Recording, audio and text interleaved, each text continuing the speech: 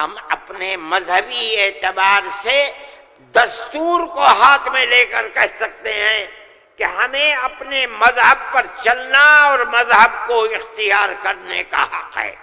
میں کہتا ہوں کہ وقف قرآن کا فیصلہ ہے، اللہ کے نبی حضرت محمد کا فیصلہ ہے، ہمارے دین کا جز ہے۔ وقف کا لفظ نہیں آیا، لیکن یہ بات آ گئی 25 اور 26 دفعات کے اندر کہ اس ملک میں ہر اقلیت کو اپنے مذہب کو پکڑنے، اپنے مذہب کو چلنے کا اختیار ہے۔ کل کو آپ کھڑے ہو کر کہہ دیں کہ نماز کا ذکر دستور کے اندر نہیں ہے، حج کا نام دستور کے اندر نہیں ہے، زکوٰۃ کا نام دستور کے اندر نہیں ہے، رمضان کے روزوں کا نام دستور کے اندر نہیں ہے، اس لیے ہر چیز کو مٹا دیا جائے۔ یہ حیرت ہے کہ مودی جی ہمارے مذہب کے بارے میں فیصلہ کرتے ہیں کہ وقف کے اندر وقف کا ذکر دستور کے اندر نہیں۔ ارے بابا، دستور کے اندر مذہب اسلام کو، ہر اقلیت کو اپنا مذہب قبول کرنے کا اختیار آزادی کے ساتھ ہے۔ یہ ہمارا مذہب ہے، وقف ہمارا مذہب ہے، اللہ نے فرمایا، رسول اللہ نے فرمایا۔ کبھی بھی ملک کے اندر بسنے والوں کے درمیان میں نفرت، دوری، ایک دوسرے کے گریبان پر ہاتھ ڈالنا، برا بھلا کہنا، جمعیت علماء اور جمعیت علماء کے ورکرز اور اکابر کا یہ طریقہ نہیں رہا ہے۔ اسی طریقے پر ہم نے قربانیاں دے کر ہمارے بزرگوں نے ملک کو آزاد کرایا ہے۔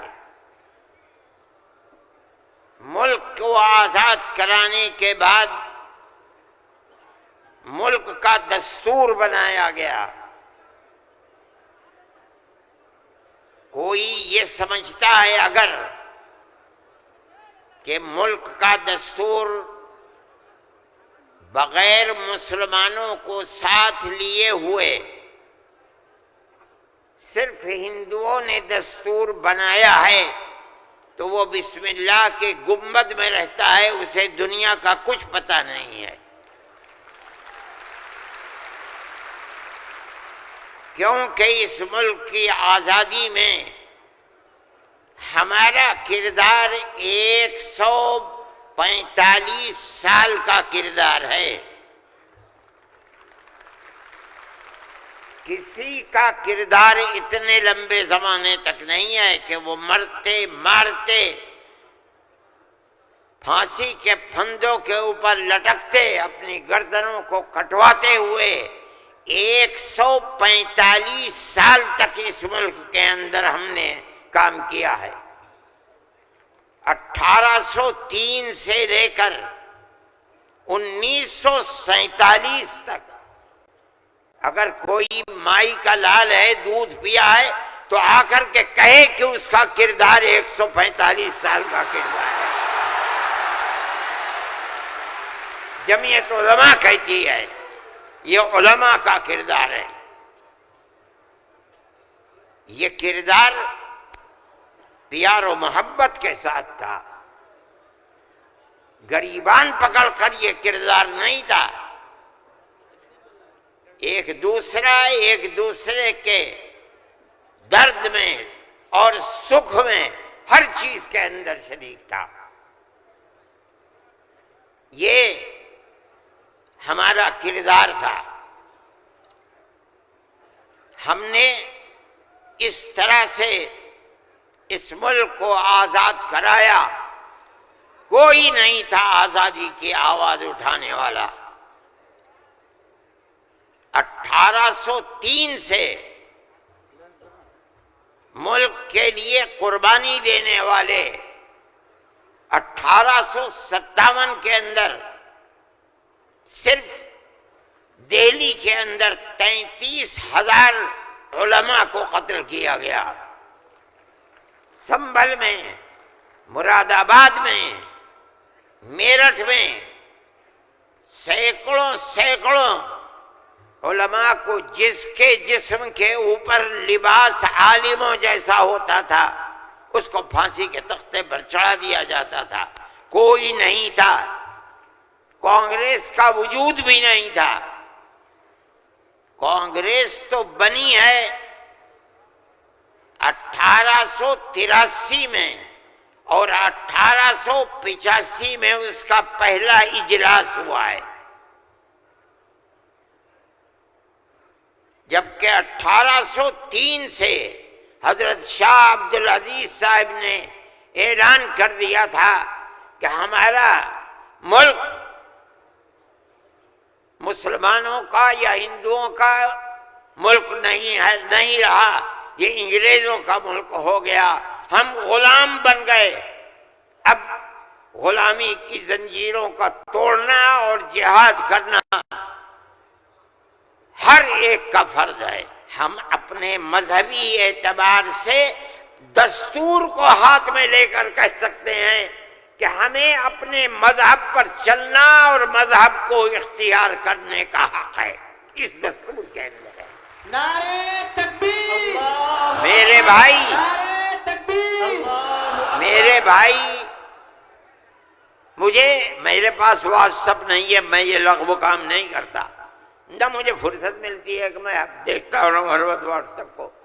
مجھے آج صبح ایک صاحب نے دکھلایا کہ کل مودی جی نے، وہ بڑے آدمی ہیں، میرے ملک کے وزیر اعظم ہیں، انہوں نے تقریر کی ہے اور اس کے اندر یہ فرمایا ہے کہ وقف، ہندوستان کے دستور کے اندر وقف کوئی چیز نہیں ہے.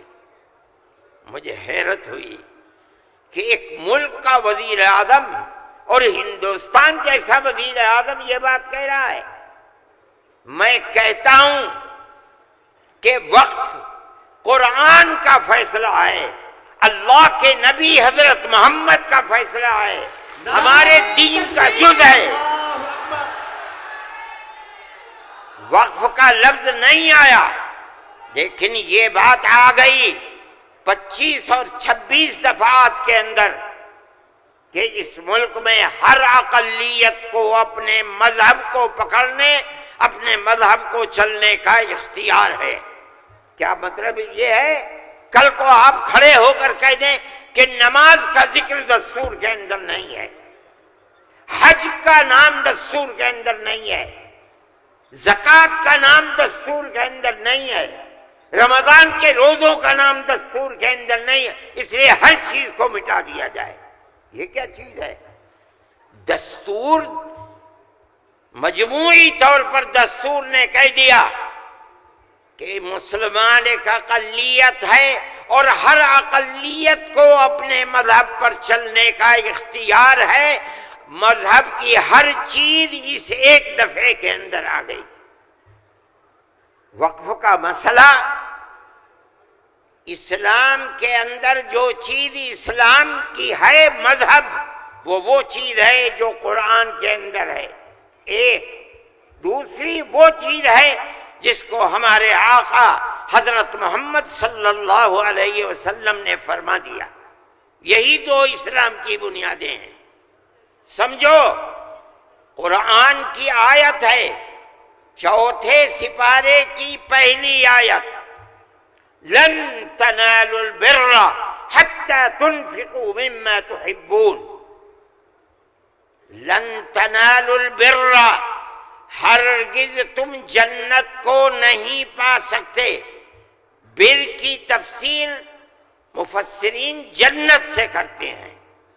اے مسلمانوں کان کھول کر سن لو، ہرگز تم جنت کو نہیں پا سکتے یہاں تک کہ تم اپنے اس مال کو اللہ کی رضا کے لیے خرچ کرو جو تمہارے پاس ہے. جس مال کو سے تمہیں محبت ہے اس مال کو تم اللہ کی رضا کے لیے خرچ کرو. اسلام ایسا مذہب تھوڑی ہے.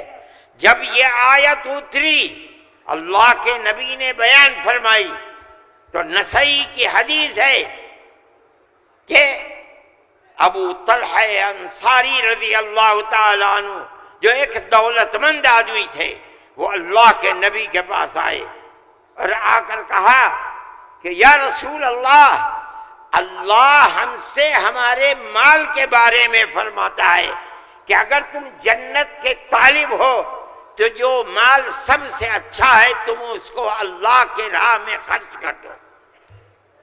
یا رسول اللہ، میرا سب سے بہترین مال فلانی زمین ہے، میں آپ کو گواہ بناتا ہوں کہ میں اس کو اللہ کے لیے وقف کرتا ہوں۔ یہ حدیث موجود ہے نسائی کے اندر۔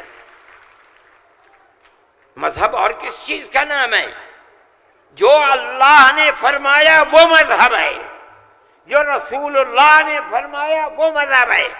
مجھے حیرت ہے کہ مودی جی ہمارے مذہب کے بارے میں فیصلہ کرتے ہیں کہ وقف کے اندر، وقف کا ذکر دستور کے اندر۔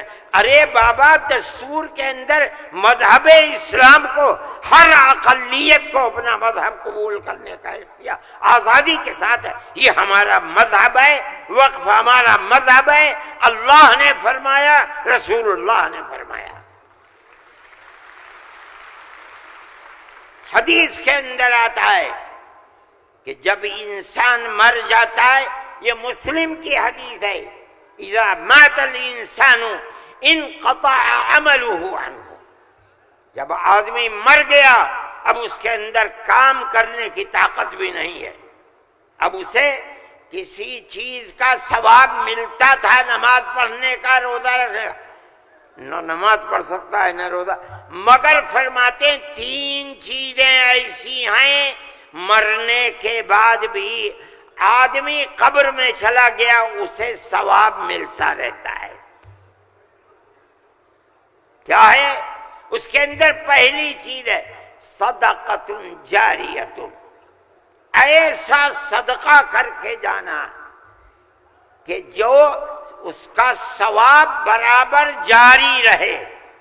مثال کے طریقے پر کوئی کنواں کھدوا دیا، یہ اللہ کے لیے وقف ہے، 100 سال، 200 سال، 1000 سال اگر اس کنویں سے پیاسا پانی پیے گا اس آدمی کو پہنچے گا جو مر گیا 100 سال پہلے، اس نے بنوایا تھا کنواں۔ اسی لیے مسلم کی روایت ہے اور وہ اس کے شارح امام نووی فرماتے ہیں کہ مراد اس سے وقف ہے۔ یہ قرآن و حدیث میں آپ کو سنا رہا ہوں۔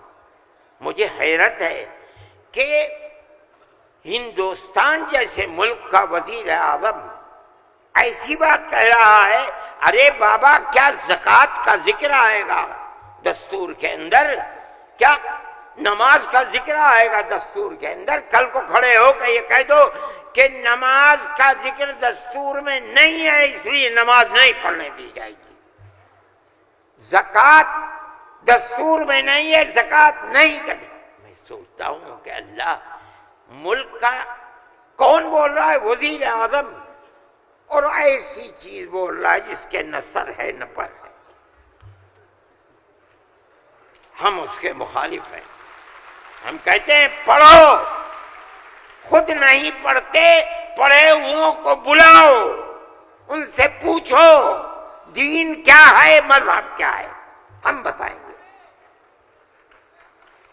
ہمارا ملک ہے، ہم ہمیشہ سے اس ملک میں رہتے آئے ہیں۔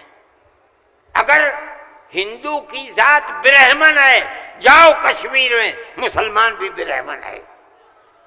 اگر ہندو تیاگی ہے، مسلمان بھی تیاگی ہے۔ اگر ہندو راجپوت ہے، مسلمان بھی راجپوت ہے۔ ہم کہاں سے آئے ہیں؟ ہم تو اسی ملک کے رہنے والے ہیں۔ جس کو ہندو کوئی مذہب پسند ہے وہ ہندو مذہب کے اوپر ہے، جسے عیسائی مذہب پسند ہے وہ عیسائی بن گیا، جسے سکھ مذہب پسند ہے وہ سکھ بن گیا، جسے اسلام مذہب پسند ہے وہ مسلمان بن گیا۔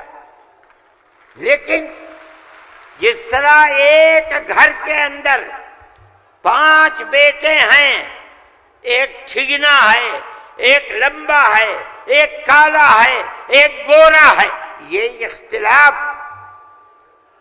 باپ اور ماں کے اندر اختلاف کو پیدا نہیں کرتا۔